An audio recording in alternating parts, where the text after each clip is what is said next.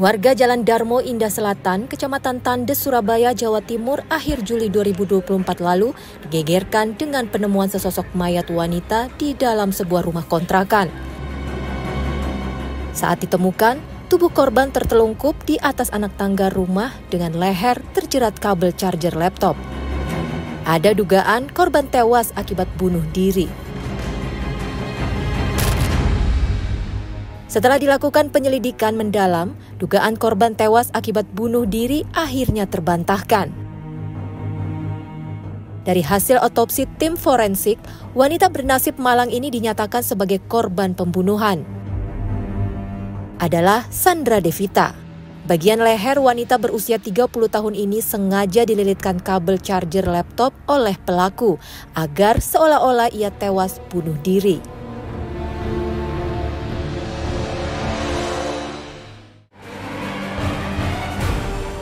Jasad Sandra pertama kali ditemukan oleh Muhammad Septa, petugas keamanan perumahan yang kebetulan sedang melakukan patroli. Septa curiga saat melihat pintu rumah yang ditempati korban terbuka selama seharian. Ya pas saya keliling sekitar jam 6 pagi itu, saya ngelihat pintu yang kecil ini terbuka.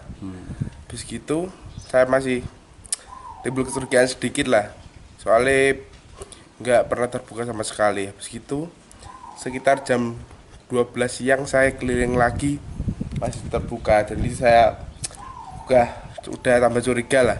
Terus saya lapor, disuruh gedor. Pertamanya cuma saya gedor pagar ini.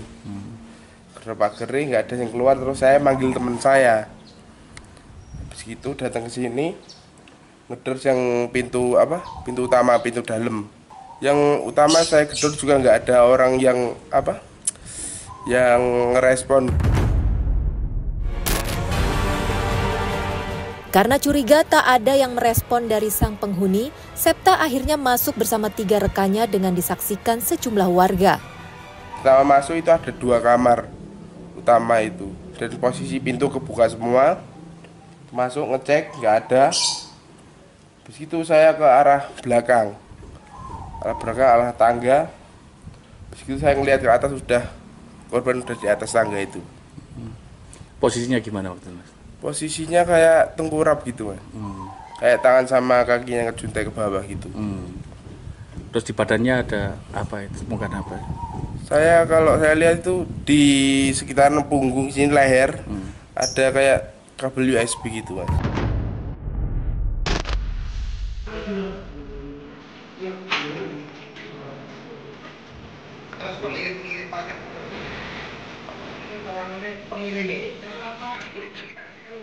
Untuk keperluan penyelidikan, jasad korban kemudian dibawa ke rumah sakit untuk dilakukan autopsi.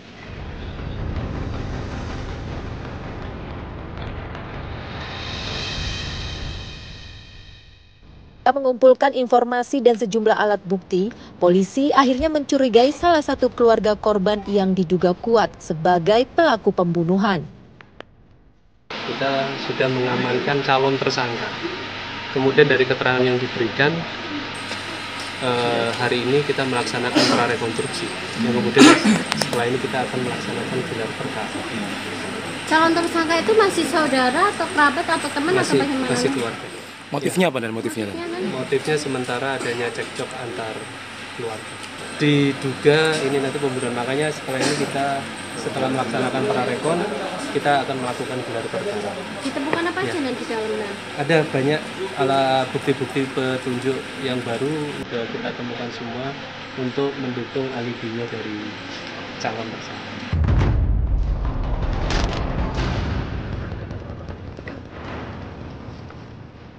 Untuk proses penyidikan, terduga pelaku pembunuhan Sandra pun diamankan ke Mapolrestabes Surabaya.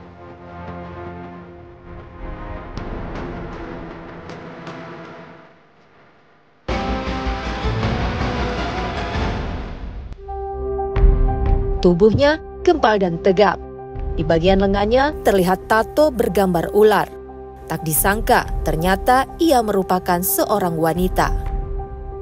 Putri Anastasia. Rupanya, wanita berusia 25 tahun inilah yang telah menghabisi nyawa Sandra Devita, wanita cantik yang jasadnya ditemukan terlilit kabel charger di rumah kontrakannya. Ironisnya, ternyata Putri merupakan adik kandung Sandra. Meski sempat merekayasa kematian sang kakak, namun Putri tak bisa mengelak saat polisi menemukan sejumlah barang bukti kejahatan yang mengarah kepadanya. Lalu, apa alasan Putri hingga tega menghabisi nyawa kakaknya sendiri? Benarkah ia kecewa dengan sang kakak lantaran kerap mengumbar aib keluarga?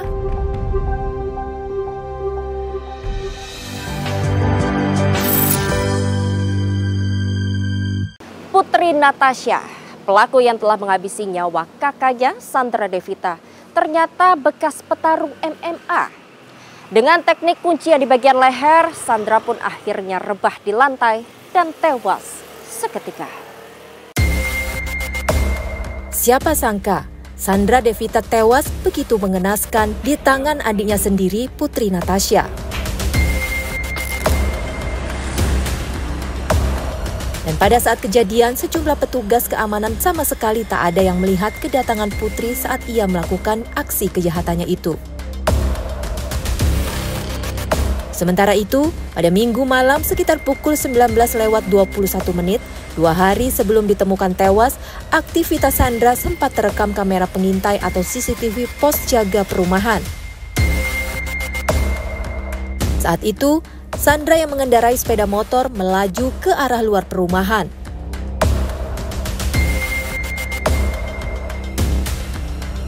Kemudian, pukul 19:38, Sandra kembali ke rumahnya. Diperkirakan saat itu Sandra baru saja membeli makanan.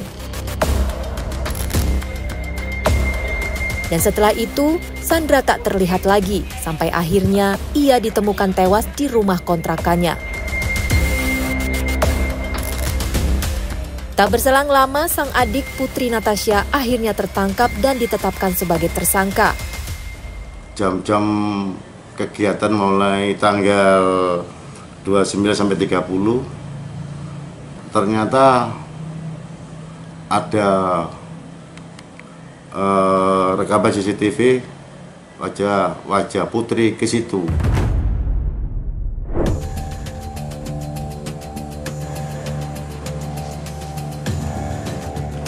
Inilah sosok Putri Natasha. Tubuhnya kekar dan dihiasi sejumlah tato. Penampilannya pun seperti pria. Yang mengejutkan, Putri ternyata bekas petarung Mixed Martial Arts atau MMA.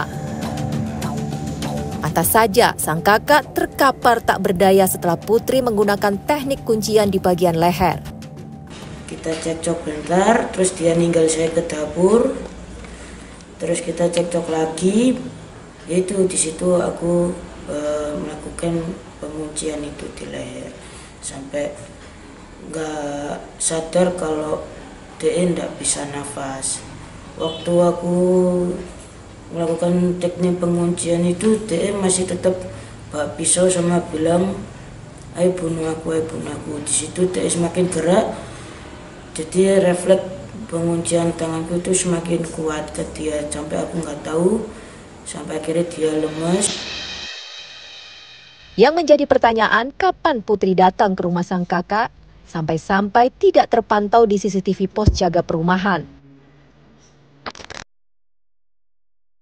Rupanya, saat itu Putri masuk lewat gang kecil yang ada di perumahan pada Senin dini hari 29 Januari 2024 dengan menggunakan ojek online. Ia langsung masuk ke rumah kontrakan Sandra dengan cara melompati pagar. Meski sudah mengetuk pintu berkali-kali, namun tak ada jawaban dari Sandra. Baru Sandra keluar dan kaget, ternyata ada Putri di depan tempat tinggalnya. Saat itu terjadilah pertengkaran antara kakak beradik ini sampai akhirnya sang kakak tewas. Jasad Putri akhirnya ditemukan petugas keamanan pada Selasa 30 Juli 2024 di tangga rumah dengan posisi leher terlilit kabel charger laptop. Gak merencanakan sih sebenarnya, tiba-tiba aja kepikiran, maksudnya tuh mau ngomong aja gitu loh. Kan kita maksudnya sudah keluar dari rumah, kenapa kok mending kan dia jawabnya kan nggak tahu atau nanti disampaikan. Jadi Maksudku itu aku mau meluruskan ada masalah apa gitu loh.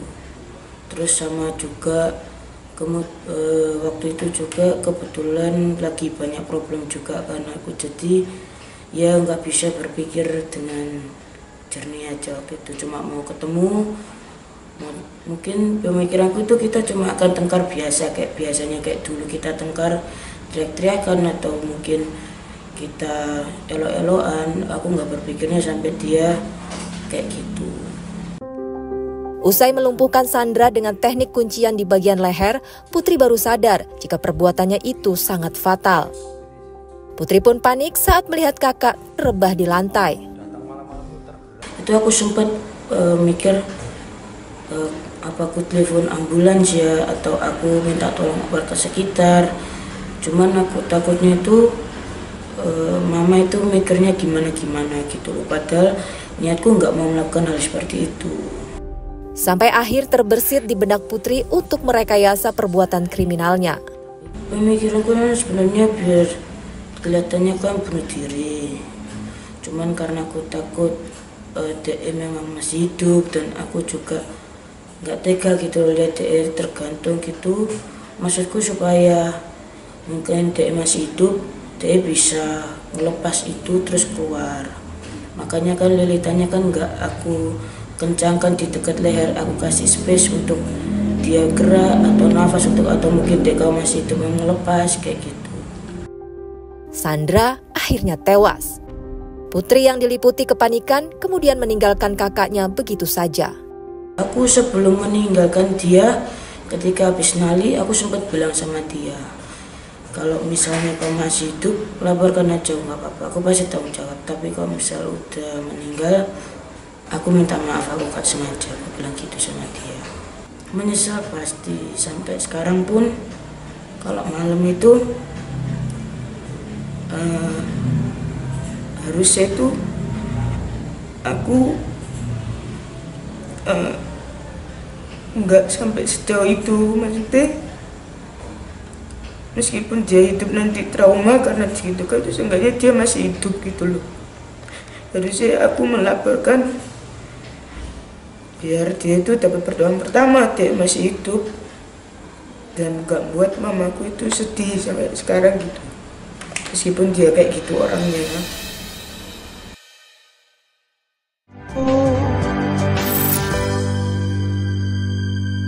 Putri Natasha menghabisi nyawa Sandra Devita bukan tanpa alasan. Kemarahannya memuncak ketika sang kakak mengumbar aib keluarga kepada orang lain. Penyesalan Putri Natasha yang telah menghabisi nyawa kakak kandungnya kini sudah tak guna lagi. Putri kini harus mempertanggungjawabkan semua perbuatannya di mata hukum. Lalu apa sebenarnya yang melatar belakangi kasus pembunuhan ini? Dengan tegas, Putri pun mengungkapkan kepada kami. Kemarin sempat ada masalah di kantor, orang kantor sempat ke rumah. Dia tuh masalahnya itu udah selesai. Cuma orang kantor ke sana itu cuma mau mencari saya aja. Cuman kakak saya itu merembetnya kemana-mana sampai ke orang tua, ke adik saya. Orang yang nggak seharusnya ikut tuh jadi terlibat. Rupanya itulah persoalan yang memicu Putri bisa berbuat sadis kepada sang kakak. Putri tak suka jika sang kakak mengumbar aib dirinya dan keluarga. Dia itu berubah waktu ketika putus sama mantan itu, dia jadi introvert.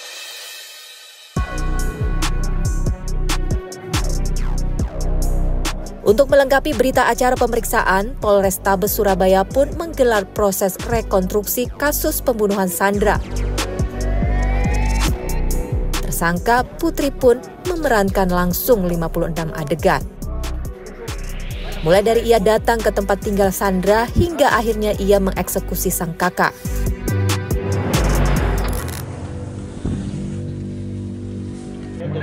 Sudah 4 bulan Sandra Devita tinggal di rumah ini seorang diri.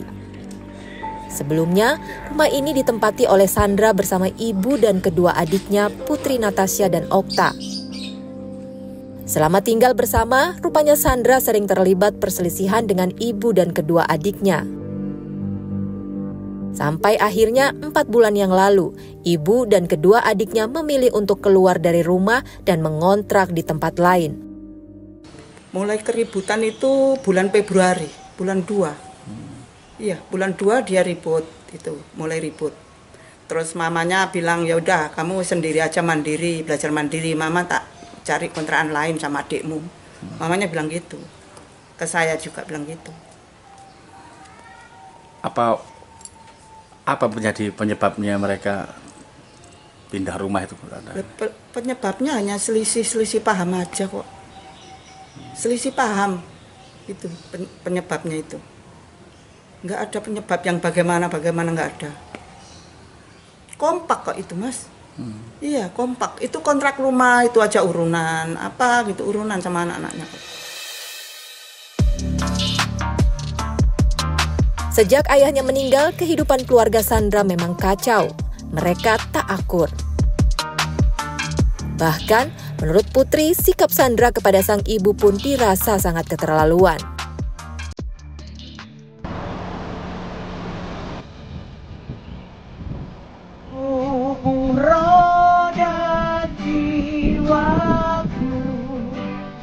Sandra Devita kini sudah pergi untuk selamanya. Kepergiannya tentu membuat keluarga dan kerabat merasa terpukul.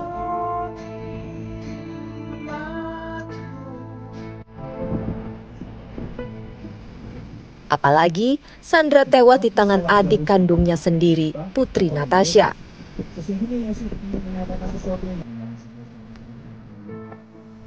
Setelah kepergian Sandra, kerabat dan keluarga terus memanjatkan doa agar Sandra tenang di sisi Yang Maha Kuasa. Setiap orang yang hidup dan yang percaya kepada tidak akan mati selamanya. Percayakan engkau akan